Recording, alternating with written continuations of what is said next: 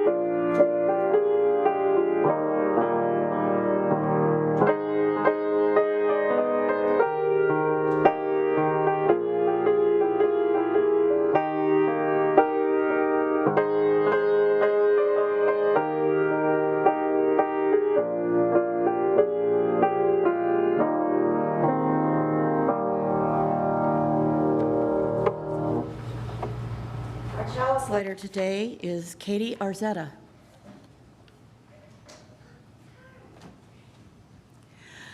Little flame, light the tender kindling of our souls, and soon a roaring blaze shall be of warmth and love and community. From this little spark, may a fire of passion spread from heart to heart, and light our way, sweet spirit, and light our way. Good morning. Good morning. Good morning. Welcome to East Rose Fellowship Unitarian Universalist, everyone online and here in the chapel. Welcome to first-time visitors. We're very glad you're here. I'm Cynthia Hopkins, your worship leader this morning. Today's service is very special. We are pleased to welcome to the pulpit Reverend Robin Zucker on her first Sunday as our new resident minister. Her sermon is We've Known Rivers on the Constancy of Change. Following the service, please remain with us for coffee time and a piece of cake and meet Reverend Robin. We also invite you to stay a little bit longer and go down the hall and enjoy potluck, which is our tradition on the first Sunday of each month. And you're all welcome to stay. Whether or not you brought food, there's always plenty to go around. I've watched it coming in today. I can tell you there's plenty. There will also be outdoor games and treats for the children. Let's take a moment now and turn, and look at the cameras back by the clock and wave to our friends online. And then turn and greet each other here in the chapel.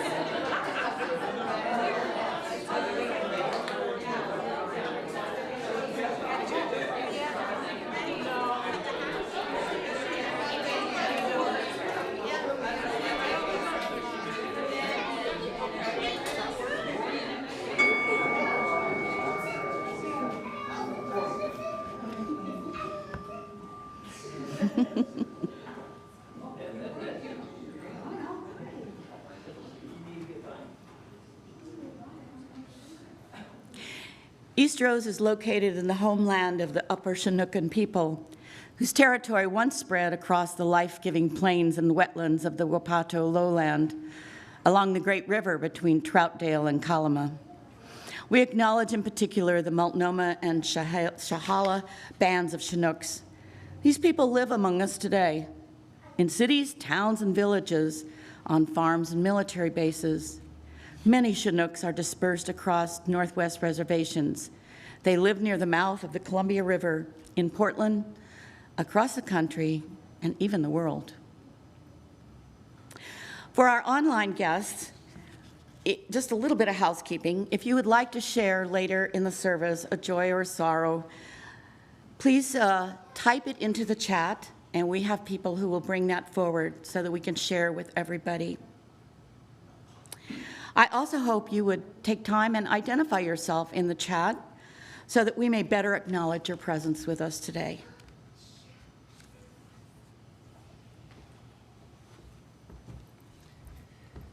Thank you, Cynthia. Thanks to all of you for the incredibly warm, enthusiastic welcome. I certainly feel just so greeted and embraced by all of you. It's great to be here and to start this journey together. So our service today with the river as the theme is sort of the perfect metaphor for setting out together. And the opening words are river call. Between rocking the boat and sitting down, between stirring things up and peaceably going along, we find ourselves here in community. Each called from a different journey, many different life paths onto this river road. Some are here because the rocking of the boat has been too much tumult, too much uncertainty, too much pain. Some are here with questions about where the boat is going, how best to steer it, and where the journey might end. Others are here as lovers of the journey, lovers of life itself, even lovers of change.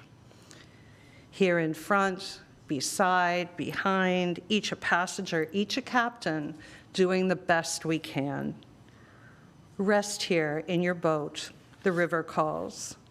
Listen to how I flow, the sound of life coursing around you.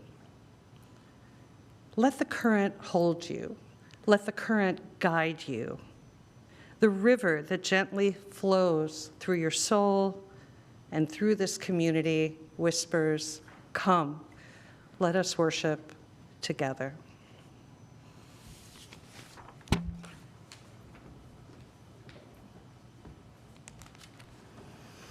Our children are going to lead us in the opening hymn, which is number 361 in the gray hymnal. I think most of you are familiar with this. It's called Enter, Rejoice, and Come In. The words will be on the screen. This is a joyous hymn, so let's really hear it. Please stand.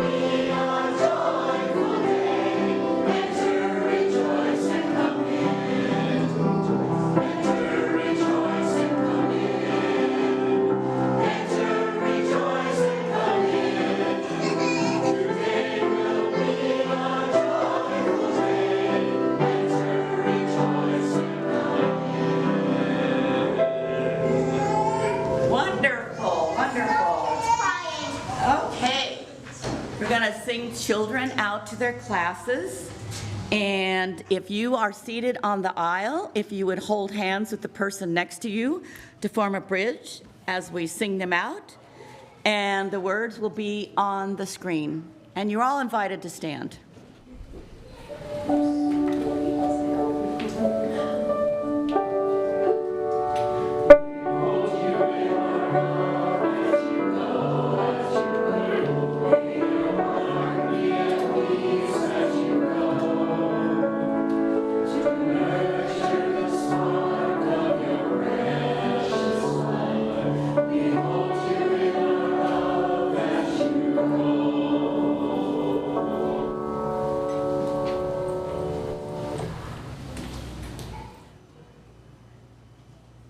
We know that our financial contributions to this congregation come from sacrifice and hard work, and we are very grateful for this and commit together to ensure the funds we gather collectively do a greater good for ourselves and our world than they could have done alone.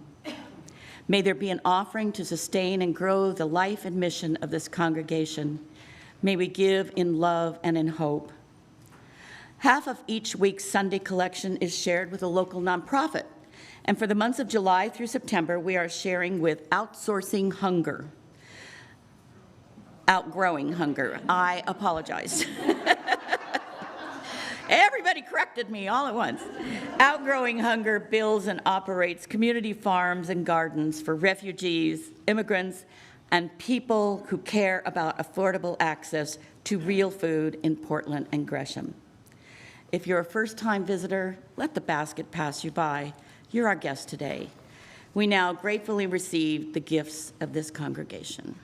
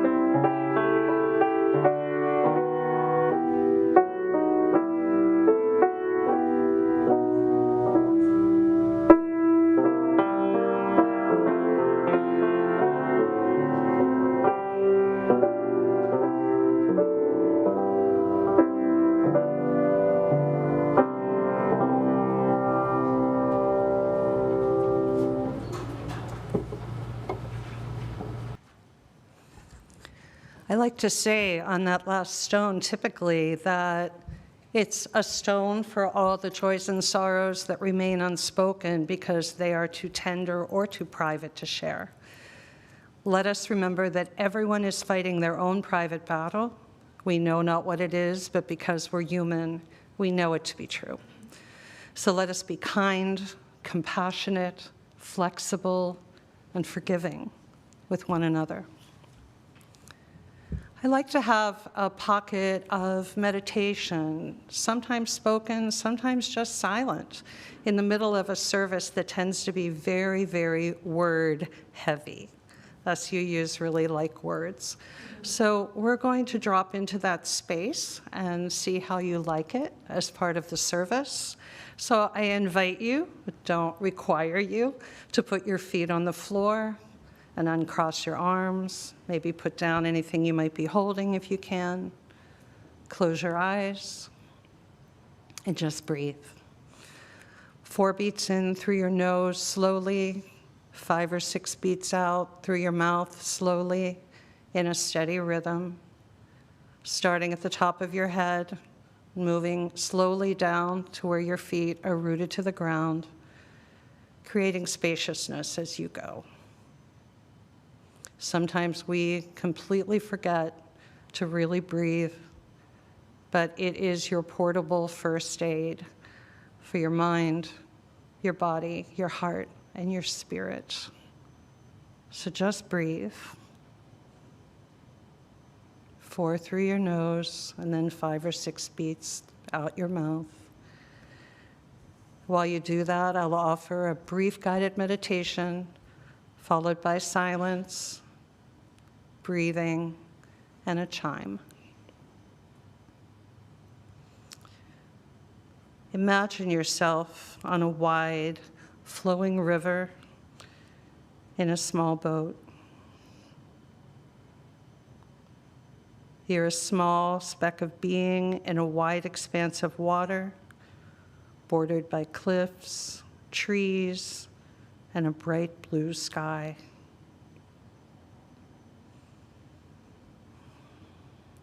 Ahead of you on the river are boulders, but also calm pools and sandbars for picnics.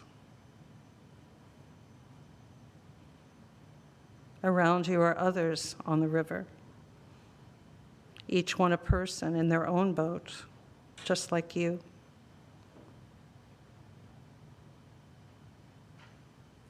But together, all of you form a flotilla, and you begin to journey down the river together,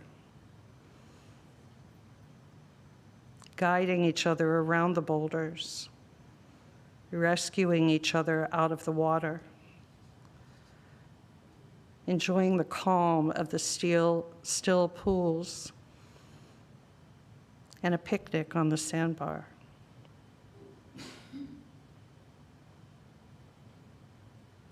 May we journey through life in just this way. Rapids and calm pools, surrounded by friends and loved ones who will sustain us through the hard times and rejoice with us in the good times as we paddle towards the shore.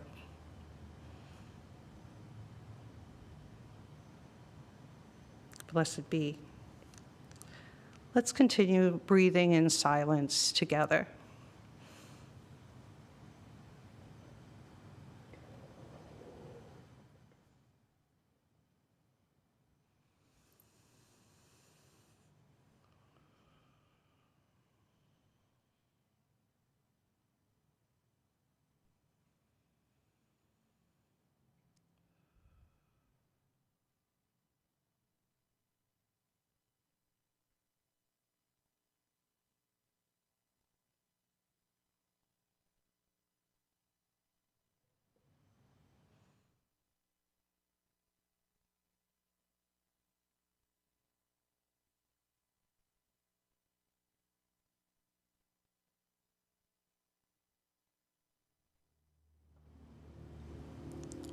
Stop and feel, breathe, and allow.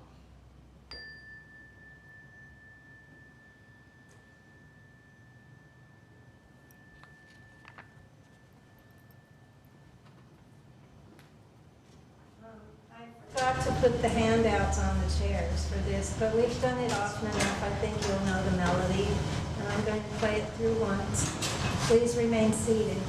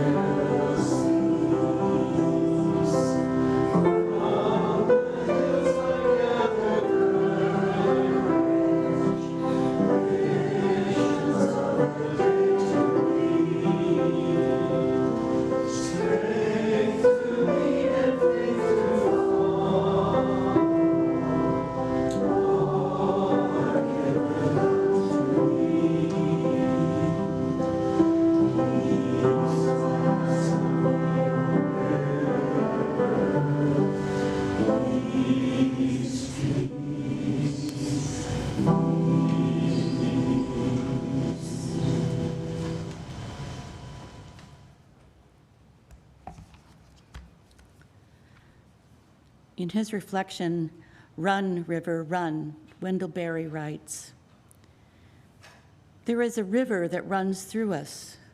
It is mystery. It is life. It descends through my granite soul with the force of gravity and love, plunges through empty canyons, chisels out corridors with its wet hands, and slowly, ever so, widens the cracks of crevices of my failures into pools where grace collects. The injury of the river is also its gift. Where I have been cut deeply, so their life most deeply, most surely flows. If we would receive the sacred, we must receive the river's flow, even as it injures, even as it takes away. To me, that is Thanksgiving. It is not about being glad for the good things that have happened to us. They are simply moments in the sun. Thanksgiving is standing still with an injured and open heart and letting the river run freely through us. Each year at this time, I stop and cast into the water. I count the story of the year past, of life given and taken away, our planet's staggering losses, our moments of forgiveness, our wonderment, our fulgent gains. I think of a friend's child who came swimming into this world on amniotic rivers, and I remember my grandmother's final crossing over to the other shore. I remember the intense hope of eyes brimming with the vows of marriage and the loosening tears of those whose hope was broken. I think of my own love found, of friends lost. We are what we are given and what is taken away. The confluence of all things returns to the sea, the source. The gift unites with the giver. Let the river run. The banks of my heart are wide with thanks.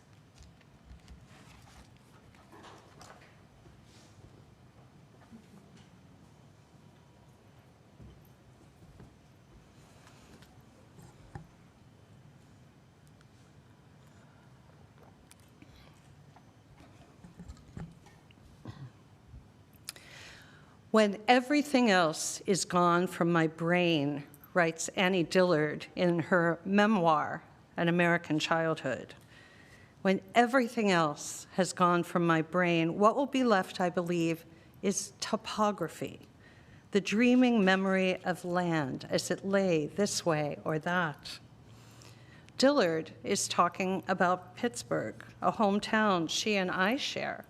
And in her memories of topography, Dillard especially recalls the three wide rivers that, in her words, divide and cool the mountains. The Allegheny brawling in from the north, the Monongahela flowing in shallow and slow from the south, and then the two merging into the great westward Ohio. It doesn't surprise me at all that Dillard would choose to begin her memoir with a tribute to Pittsburgh's three rivers. Because like her, those rivers symbolize to me a deep sense of place and a personal source from which flows my own adolescence, friends found, love lost, college, my parents' divorce, and the tragic loss of loved ones.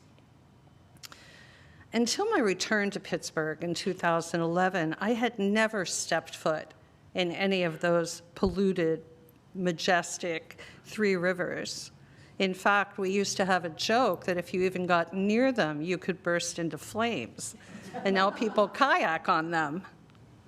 Yet, even so, those rivers have run through me with a force of gravity and love and joy and sorrow my entire life. I am from Pittsburgh, and I've known rivers. As karma or dumb luck would have it, I resided for nearly 20 years in a town where two rivers, the Assabet and the Sudbury, merged into a third, the Concord, Massachusetts. It is Thoreau country, actually pronounced thorough if you run into one of the experts in town. And it is a gentler place than Pittsburgh for sure, though never was it as deeply embedded in my heart as my childhood home. Even so, those three unpolluted, pastoral New England rivers ran under and through my life, carrying their own burgeoning memories and potent forces: marriage, motherhood, ministry. I lived in Concord, Massachusetts, and I've known rivers. Most recently, my 4-year sojourn in Flagstaff, Arizona was a kind of disquieting riverless experience. Unless you want to count the dry bed of the Rio de Flag that ran through town. It was more like a rut. And now I am here, as it happens. Dumb luck, karma, in another place graced with rivers that flow deep and wide and merge and meander, the Clackamas, the Willamette, and the mighty Columbia. I am now from Portland, Oregon, and I still know rivers. We were reminded earlier in our reading how the writer Norman Maclean wades into the swift silver of the big Blackfoot River, casting for memories with the same reverence he reserves for trout. And how Norman begins to hear the long story of his life, cascading past gentle banks through dark eddies and roaring rapids, and finally concluded that eventually all things merge into one, and a river runs through it. Norman Maclean has known rivers. To be sure, particularly after listening to your joys and sorrows, each of us has known rivers in one way or another. The Hudson, the Pennette, the Danube, the Verde, the mighty Mississippi, the Charles, the Rum, the Saco, the Colorado, the St. Croix, the Mackenzie, the wild Youghiogheny, and the serene Tualatin. We each wade thigh-high into the swift silver of memories, and we've each known changes and challenges. Some are sudden and abrupt, others are planned, some welcome, others truly dreaded. There have been changes that have carried us around river bends to uncharted tributaries, and some currents have floated us safely along, while others have swamped the very craft we had trusted to be buoyant and sturdy. A sage once remarked that you can never step into the same river twice, meaning that life, like a river, is ever changing and forever flowing downstream from the source. When you think about it, if you think that you want to go back upstream because you would want to change something in your life, even upstream is a different river. It's all flowing down. So pause for a minute and consider what have been the changes and challenges in each of your lives over these past few remarkable years. It has affected and changed us so much. From my vantage point, I'm looking out from this riverbank pulpit at my new congregation. I'm just getting to know you. A beloved community of people navigating the currents of change and stepping into a new river each and every day. Marriage and divorce, good health and illness, birth and death, employment and retirement. Some are newer friends who've been welcomed here, and then many have been here and been committed to East Rose for many, many years. There are those grappling with every life challenge: childhood, parenthood, old age, getting your driver's license or having it taken away from you. Of course, we are all grappling with the aftermath of COVID and what it has wrought. We are here at East Rose. We are a community, and we've known rivers. As I see it, we are not meant to go it alone on the river, just like my guided meditation suggested, as some random assembly of single scullers. The congregation is, if nothing else, a place where we pledge to paddle together through the flats, the dark eddies, and the sudden white water. The truth is, some of us are better at challenge and change than others, right? More comfortable with the unpredictable ways of the river of life. There are those among us who even might embrace change and look forward to it. God bless you. And you know what? That's not only okay, it is truly admirable. At times in my own past, particularly when I was more sort of perfectionistic, I guess in my 30s, I would have strenuously resisted facing any uneasy, not well-planned leave-taking or transition. But after several decades of dark eddies and gentle flats, triumphs and reversals, entries and exits, I have made an important discovery, and this is it. Just like the river, the only true constant in our lives is change. I really believe this is what Norman Maclean is getting at when he writes, eventually all things merge into one, and a river runs through it. The one is the eternal, the Tao, and the river is constant change running through the present moment. I'm reminded here of the great Hindu poet Tagore, who writes, "The same stream of life that runs through my veins night and day runs through the world and dances its rhythmic measures. Is it beyond thee to be glad with the gladness of this rhythm, to be tossed and lost and broken in the whirl of this fearful joy? All things rush on, they stop not, they do not look behind.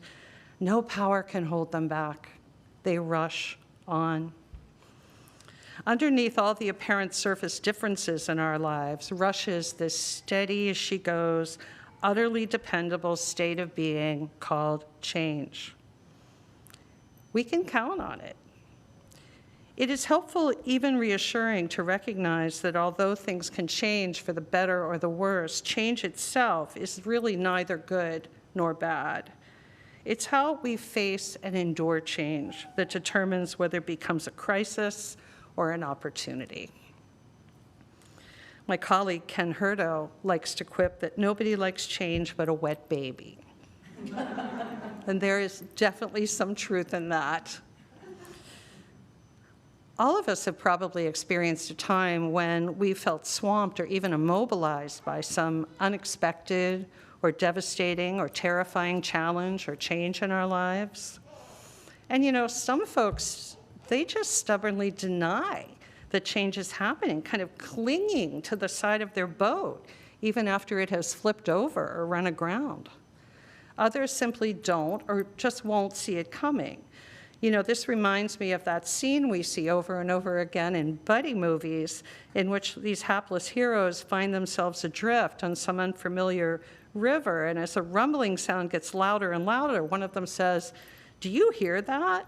And then the camera zooms out to show some enormous waterfall the size of Niagara, and they're heading right for it. Now, for some of us, it's true that floating peacefully on our backs through change is a course we can embrace, face to the sky, letting go, letting things be, remaining immersed in the moment, glad with the gladness of the rhythm. And Mary Oliver talks about that in a poem that's very popular and many of us know. To live in the world, she says, you must be able to do three things: to love what is mortal, to hold it against your bones, knowing your own life depends on it, and when the time comes to let go, to let go. There is a real serenity and a deep sense of faith in Oliver's approach, but I find it difficult, and maybe you do too.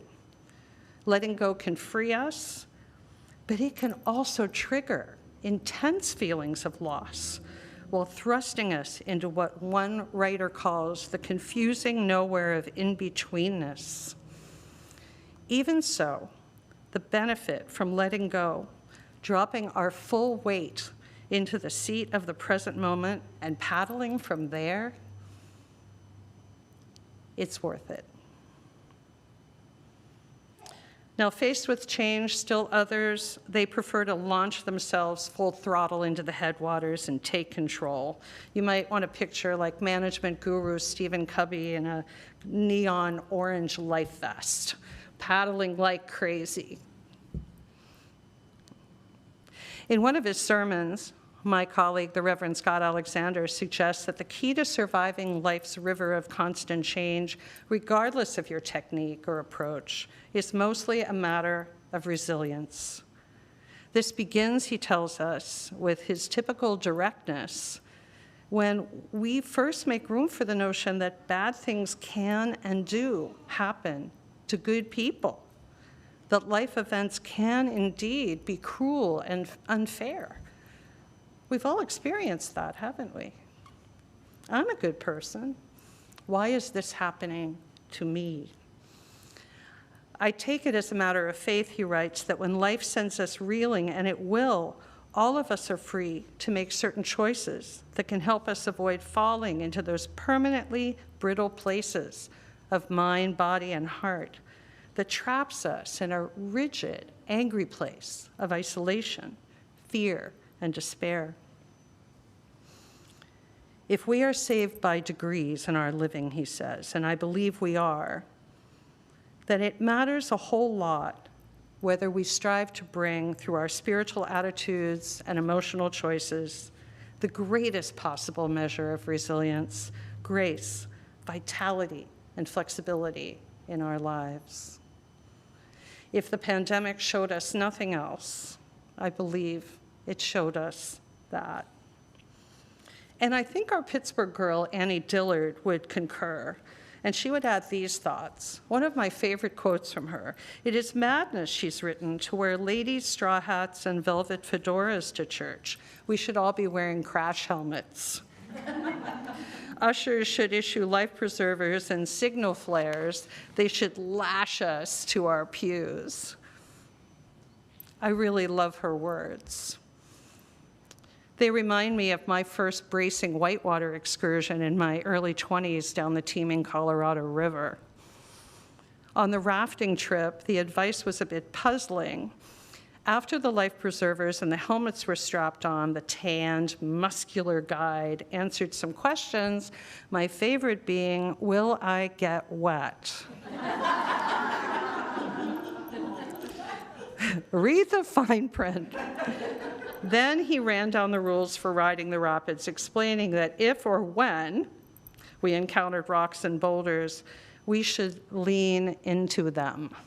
And keep paddling, please. Do not stop paddling. Okay, did I hear that right? Lean into the rocks? Lean into the boulders? The guide emphasized this point several times, knowing that our natural instinct would prompt us to lean away from the rocks to avoid hitting them, because that's what we do on reflex. But in whitewater rafting, as in life, you have to learn to override this natural instinct and force yourself, have the courage to lean into the rocks instead. Because when you lean away, the rushing water catches the side of the raft, causing it to get stuck against the rocks, or worse, flip over. And yes, you will get wet. I'm remembering now the words to a gospel song I sang with Nick Page's Mr. Corral. Maybe some of you have heard of him. He's fairly well known in UU circles. Some years ago, it was about 150 white UUs singing gospel music. It was fun. And we sang this song that had the line, "When everything else fails, I can go to the rock." And the rock in this case, in this particular song, is Jesus. It is a gospel song.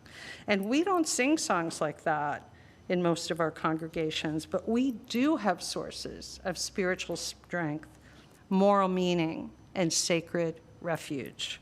And we should lean into those rocks. Doing this in our UU congregations, doing this here at East Rose empowers us to lean into the truth about simmering or erupting conflicts, a lean budget, a longing for broader social justice initiatives, deeper connection to one another, deeper connection to a sense of the sacred. This is where Dillard's seemingly silly advice makes good sense. Crash helmets, life preservers, and pew straps for our fellowship. It is with this sense of gratitude, courage, enthusiasm, and hope that we might set off on the next leg of our unique river journey together here at East Rose, sharing the paddling as minister and congregation. And also perhaps with a fuller recognition that we've known rivers of change in our lives and that our souls have grown deeper like rivers in facing and grappling with the rocks of life's challenges. As we face transitions and traumas, entries and exits together, this community we strive to sustain, let it be with a bittersweet awareness that we've known rivers and that we can never step into the same river of experience or relationship twice.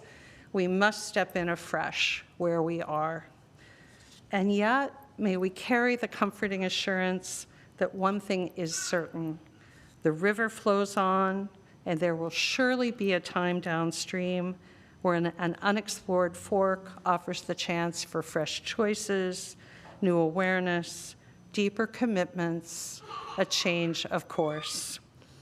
So let the river run, and may the banks of our hearts be wide open with thanks. Blessed be, blessed we, and amen. I invite you now to rise in body or spirit as you are willing and able to sing our hymn, number 1007, There's a River Flowing in My Soul, from the Teal hymnal. The words will also be on the screen.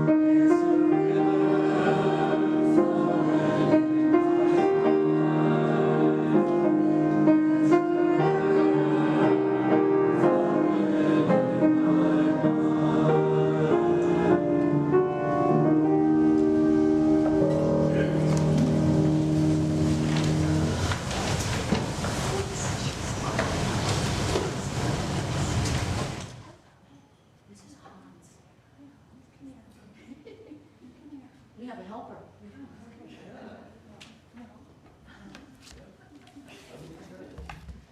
Come here, sweetie.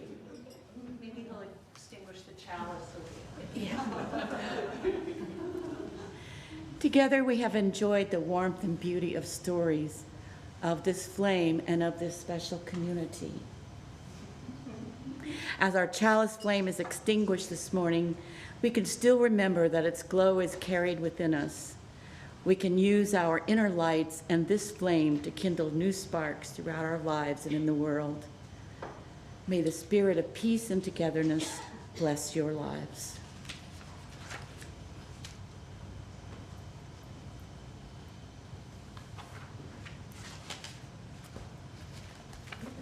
Here it is. Our benediction today is a brief poem by my colleague, the Reverend Kendra Ford. It's called Be Like Water. She writes, run deep, run clear, fill any space to its own dimensions, respond to the moon, to gravity, change colors with the light, hold your temperature longer than the surrounding air. Be like water. Take the coast by storm. Go underground. Bend light. Be the one thing people need, even when they're fasting. Be like water. Eat boulders. Quietly be a universal solvent.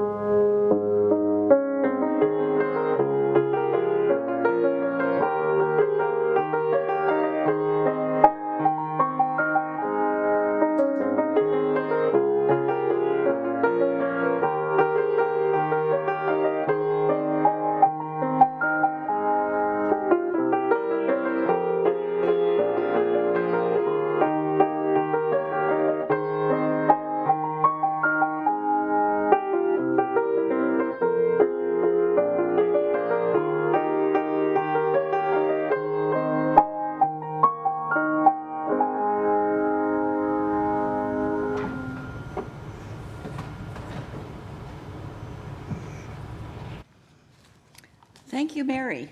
Thank you to everyone. Thank you to everyone who participated in bringing you this service, including our unexpected extinguisher. He's suddenly getting shy. I want to thank John for AV, Karen and Richard for greeting, and everyone who brought flowers. Isn't this beautiful from the garden? And I would like to invite you again.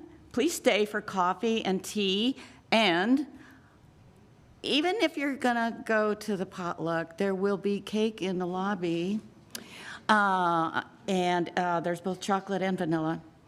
And sometimes you want to have dessert first. That's, you know, what life is about. There's going to be children's activities, maybe some for this little guy who really wants to be up on stage. Oh, you're just too cute. Next Sunday, Reverend Robin returns to the pulpit, and the worship leader will be Jan Applin. If you receive petals, be sure you take a look at the announcement about the Tenike Memorial on the 19th. It starts at noon. There's a lot of family coming in for it, and you know they've been in the area a long time. So they'd like to get a head count so we know how many chairs we can put in here, and there's an RSVP in there. So look for it in the petals. They've already started collecting RSVPs. That doesn't mean if you forget that you can't come, but they would appreciate that so they can they can plan ahead. And speaking of the memorial, if any of you can help with hospitality ahead of time or afterwards, this is what we frequently do for memorials, please see me. I'll get a small group of us together to just kind of help with the ushering people in, signing the guest book, things like that, and a little cleanup. I have a couple of announcements from John in the back. Do you want to make the announcement about the question, where's the coffee stuff? Sure. We have a mystery this morning. Yeah, I was doing hot water. Let me turn there we go. I was doing hot water for tea and stuff, and we only have one hot water pot back there with no lid, and one lid with no hot water pot. So I did not have anything to put the hot water in this morning. I left the coffee maker on, which has a hot water spigot on it, so if you want to get some hot water, it's there. But where'd our stuff go? Or if you know, please let John know, or just, put it back in the kitchen. Sometimes people borrow it. And then a couple more announcements from John. He needs help clearing out a trash nest in the back, and that would be after the potluck today, if you could stay for a few minutes. And also a freebie. Apparently there's whipping cream in the fridge that he is donating, so help yourself. And I think there was some other announcement. Oh yeah, Keen wanted to make an announcement. You want to make that announcement, Keen?